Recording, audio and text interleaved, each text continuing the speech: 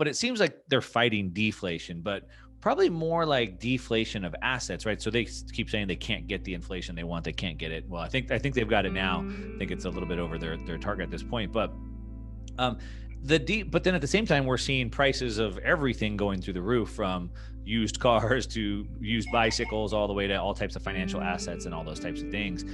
So the deflation that they're afraid of, I mean, is that really in the markets? That's what they're worried about: stocks dropping, real estate dropping, bonds crashing, things like that. That's Yeah, what they're they were. fighting. Yeah, well, they were pretty explicit, a decade ago when they point out that they wanted to do the wealth effect. So they pretty much said they wanted to cause asset price inflation. They just described it a little bit more politely, and so that was their goal, was to basically increase housing costs again, increase the stock market again, and if you do a lot of monetary policy without doing a lot of fiscal policy, that's what you tend to get. Now there were still disinflationary forces over the course of that decade because, for example, about a decade ago, you had a period of commodity oversupply. You had the slowdown in China. And so we've been kind of working through this period of commodity oversupply for a while. We also, of course, had the rise of shale oil, which was largely unprofitable, but it still contributed to a ton of extra supply and therefore pretty low prices across the board. And so we've been in that kind of disinflationary commodity environment. But we had to target, inflation in asset prices, inflation in healthcare, inflation in education, inflation in childcare, things like that. Where you had, deflation in electronic goods, you had deflation in commodities, deflation due to technology and kind of offshoring, things like that. And so, from their perspective, they would prefer the inflation rate to be higher than the treasury yields, right? Because that's how you can stop, debt as a percentage of GDP from continuing to grow out of control if they have the essentially nominal GDP growing faster than the combination of debt issuance and as a percentage of GDP and interest rates. But of course, I mean, that's a really bad environment if you're holding cash or bonds. And so there's no free lunch. I mean, someone somewhere is getting screwed over. Sometimes there are certain policy regimes where the debtors are getting screwed over, and there are other times where the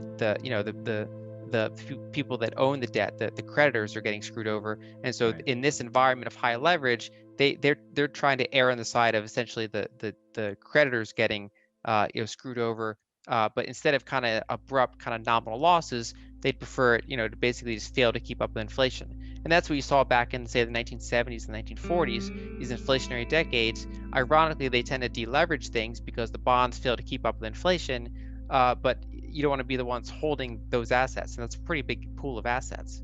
Yeah, definitely. I guess that you kind of talked about that, and that's what I was trying to figure out, is like, what are they trying to optimize for? Because to your point, electronics coming down and deflationary source, things like that. And I guess it depends on which side, as you said, which side you're on, but it seems like that would be good things for most people if prices were coming down. Asset prices, I guess if you're holding asset prices, you want them to go up. If you want to buy them, you want them to be down, right? So I guess it depends. But like overall, it seems like if most people had their cost of living going down, that would be a good thing, and asset prices going up at the same time, that would be kind of a good thing. So I guess kind of the question was, are they really trying? I guess they're kind of targeting the CPI basket, which is like this consumer price of goods basket. But it seems like the big risk of deflation is in the markets. Like stocks could crash 50%, 80%. The real estate could crash 50%. And that's like a massive deflation hit. So you think that's what they're trying to optimize for? I mean, even though they're always talking about CPI? Pretty much. I mean, they're trying to keep asset prices up. They're also, they're increasingly talking about kind of nominal GDP targeting. Again, trying to have nominal GDP higher than some of those interest rates and some of the debt accumulation levels. And of course, the perspective will depend on if you're the monetary authority or the fiscal authority. So as consumers, we generally would prefer, price deflation while still having our jobs. So we don't want some sort of economic contraction, but we want technology and things like that to lower prices over time so that our money goes further. And that's normally the best case scenario.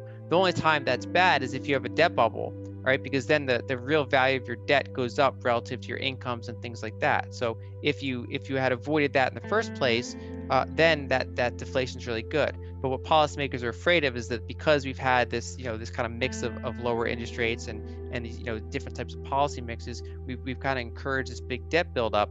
And now they basically have to, in their view, inflate it away before they can kind of stabilize. And so if you're the Federal Reserve, you're trying to hold yields lower than the inflation rate. You're trying to be accommodative. and kind of, trying to balance between, causing asset bubbles, but then also, not wanting to crash the market. So that's their perspective. And if you're fiscal policymakers, mainly you want to get votes every 2 years or Yeah. 4 years or whatever the case may be, and you want to avoid, rising populism. You want to avoid, things like that from their perspective. And so depending on which side, where you work, essentially, if you're the Fed or if you're in the Congress, you have kind of two different things you're balancing. Yeah. So the tools, as you're kind of laying them out, the monetary or the fiscal, monetary being like issuing more debt to the banks, monetary or fiscal, actually like putting money out into the streets into kind of people's hands. And it seems like, I mean, I guess as a central bank, what's the quote? If all you have is a hammer, the whole world looks like a nail. And they really only have a couple tools. And really it's, monetary tools. And so that's kind of like interest rates and increasing the debt supply, the money supply. But with interest rates, I mean, they're already almost down to zero nominally. We can talk about real rates, et cetera, which I do want to get to. But it seems like a lot of those tools, they're basically running out of, right? Interest rates are down to zero, debt's at all-time high, economy's not growing, so the debt to GDP is tough to move. I mean, do you see that they're like running out of tools? I mean, like how much further can this can be kicked down the road? So for the Federal Reserve, I do view them as towards the end of their rope in terms of tools. And so they really only have two tools at the end of the day. Mostly it's interest rate manipulation and asset purchases or sales in some cases. And they have some other tools around the margin, like lending facilities and things like that. But ultimately, it comes down to controlling the price of money and buying assets. Now, the fiscal authorities, they're the ones that they can say send cash to people, but then they have to issue debt to do it. And so you have kind of, I've described it as like, if you have like a movie where they're going to launch like a nuclear missile and like two generals have to like put their keys in at the same time. So I view policy tools and fiscal tools kind of like the two keys there when it comes to generating inflation. And so if you just have the monetary policy, that's not generally very inflationary on its own because you can't directly get money to people, right? So the Federal Reserve can't send money to people. All they can do is control interest rates and they can increase the amount of bank reserves in the system, but then those get stuck in the banking system because banks aren't doing loans. And so you have reserves go up, you recapitalize the banks, but it doesn't actually get out into the public. On the other hand, the fiscal authority can send money to whoever they want as long as they have a consensus, but they have to issue bonds to do it, and then therefore someone has to buy those bonds, which sucks money out of the system. But then if you combine the two, and the Treasury sends money to people, they issue bonds, which the Federal Reserve creates new base money and buys those bonds and holds them forever, well, then you're just literally essentially creating new base money and directing it into the economy, and that's how you get, say, the 25% broad money supply year-over-year change that we had, in 2020.